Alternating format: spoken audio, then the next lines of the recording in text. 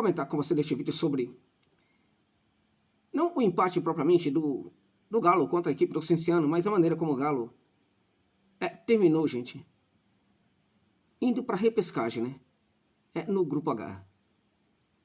É algo sui generis, né?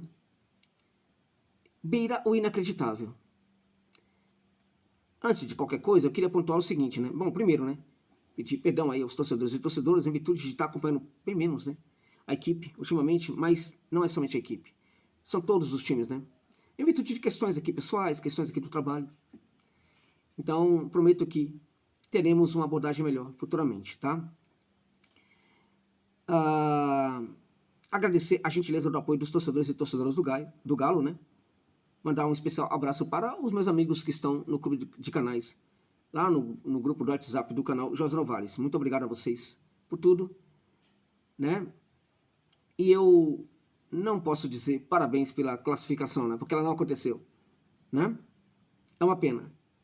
Eu fiz um vídeo para o Fortaleza, apesar de como a equipe jogou, eu falei parabéns pela classificação, porque é justo, né? Os torcedores não tem nada a ver com o que acontece em campo, né? A mesma coisa com o Botafogo, a mesma coisa também com outras equipes que disputaram Libertadores e Sul-Americana. Não dá para falar a mesma coisa para os torcedores do Galo, porque o time não se classificou, né? O time vai para a repescagem na Sul-Americana, no Grupo H. No grupo, gente, em que a equipe do Galo enfrentou e perdeu do Iquique do Chile. O Iquique, que tem jogador que não recebe há 11 meses. O Iquique, que quando jogou com o Galo, botou a molecada para jogar. Foi com o time totalmente... O time reserva é pior do que o time titular. O que estava em campo muitas vezes era metade, mescla de time reserva com time nenhum. Com jogadores que nunca atuaram. Eles ganharam do Galo. Bom, o meu trabalho exige, né, que numa situação como essa, eu precise pontuar uma coisa aqui, e isso me diferencia bastante de muita gente que faz análise. E neste momento eu não estou fazendo aqui nenhum julgamento de valor, principalmente quando se trata de analistas que estão ligados ao clube, né, que são torcedores, até porque muitas vezes bate aí a emoção, a raiva, a bronca em relação ao que está acontecendo. E sinceramente, tudo isso é legítimo. Mas eu preciso pontuar aqui uma questão que para mim é vital neste momento. A respeito de todo o show de horrores que a gente encontra dentro de campo dessa equipe do Galo, a respeito de todo o show de horrores que é o desempenho de inúmeros jogadores do Galo, a respeito do show de horrores que é, veja vocês, até o desempenho do Hulk, gente. A respeito do show de horrores que a gente vê, eu quero pegar o Hulk, inclusive, como exemplo do que eu vou falar aqui agora. A respeito de todo o show de horrores que a gente vê, tá? Em jogadores que, mesmo quando querem, não conseguem muito, né? Caso do Rony. A respeito de todo o show de horrores que a gente vê em campo, não dá, gente. Não dá. Porque foi o Grupo H, né? Não dá. Porque foi o Cienciano, né? Não tem condição. Não dá. Porque foi o Cienciano dentro de casa, né? Não dá para falar em qualidade de elenco. Não é possível. Não é possível. Porque a qualidade do elenco do Galo pode ser questionável e, de certa forma, os dirigentes vêm enfraquecendo esse elenco. Todo mundo sabe disso, né? Vem enfraquecendo esse elenco, vem contratando mal, vem contratando errado, foi buscar Caio Paulista da vida, que não é jogador de futebol, né? Palácios e tantos outros jogadores que são ridículos, né? Que não merece vestir a camisa do Galo, né? Poxa vida, essa camisa não pode vestir o corpo de qualquer um, pelo amor de Deus. Por que as pessoas não entendem isso? Por que os dirigentes não entendem isso? Mas os dirigentes entendem de futebol? Antes disso, os dirigentes entendem do que é de fato o Galo. Se eles não entendem, eles também não entendem que um jogador como Palácios da vida possa vestir a camisa do Galo. Eles não vão entender nunca, né? Que um Caio Paulista não é jogador de futebol, né? Eles não vão entender, tá? Tem muitas coisas aqui que precisamos pontuar, né? Eles não vão entender, né, o que significa o Júnior Santos, né, que não foi aí nada tão simples de ser contratado, né? Então eu não posso falar de elenco, porque esse elenco, ele é melhor do que o Cienciano. Esse elenco é brutalmente melhor do que o Cienciano. Esse elenco é uma seleção diante do Cienciano. Esse elenco é um Bayern de Munique diante do Cienciano. Com esse elenco, a equipe não pode empatar com o Cienciano. Então tem alguma coisa. Entenda isso. Tomemos cuidado ao pontuar que o problema é o elenco, porque podemos fechar os olhos para problemas maiores. Podemos fechar os olhos para esse trabalho frustrante, decepcionante do Cuca. O Galo precisa deixar o Cuca no passado. Definitivamente. O Cuca foi buscado lá no passado do Galo em virtude da incapacidade dos dirigentes de olharem para frente. Em virtude da incompetência dos dirigentes de encontrarem uma solução. Em virtude do mínimo, né? Encontrar um treinador. Quando se busca no passado uma solução que em algum momento deu certo, porque não foram em todos os momentos, nos últimos momentos não estava dando certo mais, isto é incompetência, é desespero, é incapacidade. É amadorismo também. O trabalho do Cuca é inacreditável. E aí, de novo, né? Vão argumentar. Eu já volto ao elenco e ao Hulk. Vão argumentar. Mas, a despeito do trabalho do Cuca, os jogadores perderam gols. E eu vou pontuar para vocês de novo, pelo amor de Deus. Entenda uma coisa. Cabe ao treinador resolver esse problema, gente. Quando o time, numa partida, perde muitos gols, não é culpa do técnico. Quando o time, no segundo jogo, perde muitos gols, não é culpa do técnico. Quando o time, no terceiro gol, perde muitos gols, é culpa do técnico. Porque ao técnico de futebol cabe resolver problemas quando eles passam a ser insistentes. Independente do problema. Nem que seja tirar jogador, executar um treino específico para finalização. Nem que alguma coisa ele tem que fazer. Tem que verificar também qual é a condição do arremate. Né? Se o jogador, quando arremata, em que condição ele arremata. Os outros jogadores estão, por exemplo, chamando a atenção dos marcadores, estão pressionando os marcadores. O goleiro é pressionado, por exemplo, na sua visão, né? A movimentação também de alguns jogadores, né? Tudo isso, né? O técnico tem que resolver, tá? Porque a finalização não depende só do jogador, depende de outros elementos, ainda que mínimos, né? Para fazer com que essa finalização seja correta. E depende também da capacidade do próprio atleta de resolver esse problema. Se ele não está resolvendo bem, ele tem que ser, né? Ele tem que ser submetido a algum tipo de treino, a um banco que pode ser bastante importante também neste momento para o atleta, né? E tudo mais. É culpa do Cuca. Porque não era um jogo só. E tão pouco. Tão pouco o Galo contra o Cienciano perdeu tantos gols assim, né? Porque não criou tanto para isso, né? Tá?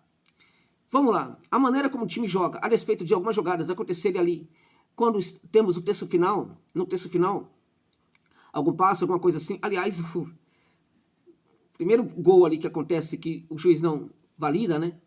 Impressionante a marcação do Cienciano. Ali a gente teve claro que o Cienciano sequer sabe marcar. Não sabe nem marcar. Tá? Mas a gente vê no terço final ali, algumas jogadas que pela movimentação dos jogadores, alguns jogadores, por exemplo, que não se movimentam tanto no lado do campo, quando alguém ataca ali no centro do campo, o costado da zaga, né, a gente percebe claramente que não há um treinamento para a equipe executar jogadas ali. Ou que, se há esse treinamento, ele não é eficiente. Uma coisa e a outra, uma coisa ou outra, depõe sobre a qualidade do trabalho desse técnico decadente que é o Cuca. Tá? Esse aspecto também revela claramente, tá, que o time depende dos jogadores. E quando os jogadores não têm um esquema tático que os empodera, algumas situações haverá em que os jogadores vão conseguir resolver. Em algumas situações, os jogadores não conseguirão resolver. Tá? Os jogadores não têm um técnico, gente. E é porque um técnico que ganha uma fortuna não consegue criar um esquema tático nem defensivo, se você quer saber. O Galo não sabe nem se defender, tá? A gente viu isso no gol do Cienciano, na movimentação dos jogadores da equipe peruana. A equipe que, quando joga fora de casa, de cada 50 partidas, perde 95, tá? É isso. Então, o Galo não tem técnico. Até quando vão continuar com essa insistência? tá? Josa, e a questão do Hulk e do elenco? A prova, gente, de que não podemos falar que o problema é de reforço, que precisa necessariamente de reforço, primeiro, porque jogou contra o Cienciano. Porque essa equipe perdeu do time amador do Quick. Porque esse time tinha no grupo o Caracas, que perdeu 70% dos seus jogadores quando começou a temporada. É isso mesmo, perdeu 70% dos seus jogadores. É isso. É uma mágica o que o Galo conseguiu fazer, tá? Quando você olha para inúmeros jogadores que não conseguem atuar bem, podemos exceptuar o Lianco, podemos, né? Que é um monstro, inclusive, precisa dosar energia. Acho que esse problema de dosagem de energia que ainda não foi alcançado necessariamente pelo Lianco, é algo que impede o seu crescimento ainda maior na carreira, né? Ele não evoluiu muito mais em virtude disso. Às vezes ele comete algumas besteiras, né? A maneira como ele vai para o lance, é claro que você pode contestar o pênalti, mas o jogador não pode cair daquele jeito em cima do outro na área, né? Ao mesmo tempo, para mostrar o que ele é como jogador, ele salva o gol, ele salva o gol. O Galo poderia ter perdido o jogo, gente, para o Cienciano. Num erro ali que foi brutal de um outro jogador, que é de certa forma uma exceção, que é o Rubens, né? Perde o lance de uma maneira bizarra e o jogador peruano na cara do gol. Faltou o arremate. Na hora que arrematar, o Lianco consegue voltar e recuperar. Tá? O Lianco que já havia perdido também essa jogada ali, o tempo dessa bola anteriormente, mas consegue se recuperar. Este é o Lianco. Este é um grande jogador, né? Mas se você olha, por exemplo, para você olha para jogadores que eu não gosto, como o Igor Gomes, né, que eu nunca contrataria, o Rony, que não vale o que ganha. Mas o Rony, ele luta. É outro ponto que me diferencia muito. Eu estava vendo ontem no Twitter isso daí, né? O cara ganha uma fortuna, gente. O Rony ganha... O que o Rony ganha no mês, digamos que 90%? Não, né? Uns 80%. Mais, né? Uns 85% dos trabalhadores não vão ganhar a vida inteira. Aí você vai ficar feliz por ele se esforçar? É isso? Não dá, né? Porque pelo que ele ganha, ele tem que fazer muito mais do que se esforçar em campo, né? A questão é, ele consegue? Né? O jogador que conversa com o chão enquanto corre, é difícil, tá? É difícil. Não dá pra passar pano pra jogador que ganha tanto dinheiro, né? Superou R$ 1 milhão, e aí não é 1 milhão, né? É muito mais. Superou isso aí. Não dá pra admitir que o jogador se esforça em campo, né? Se esforçar é o mínimo que ele tem que fazer. Porque uma coisa o Rony tem, vergonha na cara. Ele é ruim, mas tem vergonha na cara. Pelo menos isso. Agora, qual é o problema dessa análise que pauta o jogador que não tá jogando, que é ocupado e tudo mais? É o problema de eu não olhar, não entender o quão importante é para a atuação individual o esquema tático. E se esse esquema tático não existe, essa atuação individual não vai existir. É muito complicado. Porque os jogadores vão ficar jogando por si. E como eu disse, algumas vezes isso vai funcionar, outras vezes não. É a circunstância que vai comandar. É a circunstância que vai levar a equipe à vitória. É a circunstância que vai levar a equipe à derrota. Isso é um absurdo, gente. Isso é uma vergonha. Isso é um absurdo. Isto é amadorismo total. Isto é muito vergonhoso, né? Muito.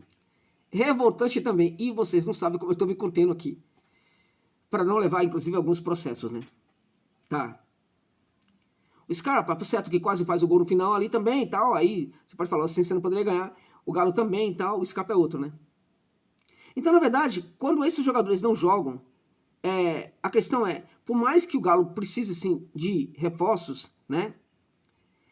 O fato é que muitos desses jogadores não estão jogando, né? E não é por isso que eles são necessariamente ruins, ok? O Gomes é ruim, tá? Patrick é ruim, né? Na verdade, está ruim, né? O Alan Franco não é ruim, tá? Não é, tá? Vamos lá, quem é o meio campista ali que eu queria falar aqui agora, que me esqueço, deixa eu ver se eu pego aqui. Não, tá aqui, tá. O Júnior Alonso não é ruim, tá? O Natanael é um jogador extremamente promissor, né?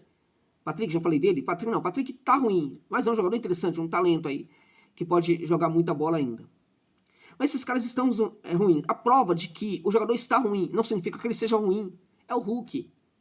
Não dá pra falar que o Hulk é um jogador ruim, gente. Dá pra falar? Pelo amor de Deus, não dá, né?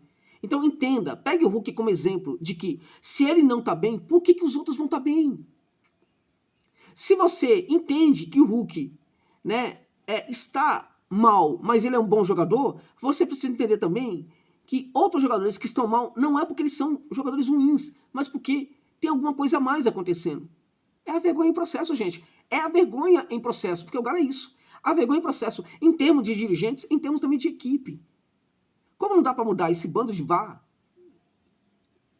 né? Liosos dirigentes, né? Hã?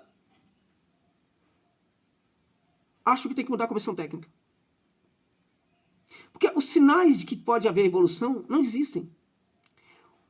Eu nunca falo que um clube tem que contratar outro técnico quando já tem um técnico e tal, exceto na situação em que não há sinal nenhum de evolução. Aí é a teimosia, que já é uma burrice, burra, por excelência. E é o que está acontecendo no Galo neste momento. Uma vergonha, gente. Vergonha se esse ano o Grupo H era o grupo mais fácil da Copa Sul-Americana. Juntando Sul-Americana e Libertadores, era o grupo mais fácil de todos. Você pode contestar, mas era um grupo dificílimo. O grupo do Arquival, que fez vergonha também, foi horrível. Mas pelo menos era um grupo que tinha time de futebol. Esse aí, o Grupo H, nem time de futebol tinha. O Cienciano estava jogando com Cueva, que tem 85 quilos na cintura, gente. Não dá, né? Então, lamentável. Foi um dos maiores vexames que a gente teve do futebol brasileiro. Um dos maiores vexames. E aí eu presto ao mesmo tempo a minha enorme solidariedade aos torcedores e torcedoras do Galo. Alguns falam para mim, eu não estou aguentando mais. Eu entendo isso. Alguns estão sofrendo por causa desses dirigentes. Alguns estão sofrendo por causa do Cuca também. E de novo aquela história, né? Virou SAF para isso aí? É isso? Virou SAF para ser isso aí? Né? Vamos começar a questionar bastante essa SAF aí, porque é uma SAF bem vagabunda, né? Porque o Galo não precisava de SAF para ser isso aí, tá? Então é isso, gente. Grato aí demais pela generosidade aí de todos vocês. Peço aí a gentileza de mandarem um pix, caso vocês queiram e possam fazê-lo, de qualquer valor. É por certo que vão encontrar o nome lá, Andréia Chiavati. Josa, você tem uma namorada que chama André? Não, André é o parceiro do canal que paga as contas do canal. Ele tem esse nome porque ele é italiano. Mas você estará a mandar um pix para o meu trabalho, tá? Se você puder, de qualquer valor, fico muito grato por esse nome e generosidade. É isso.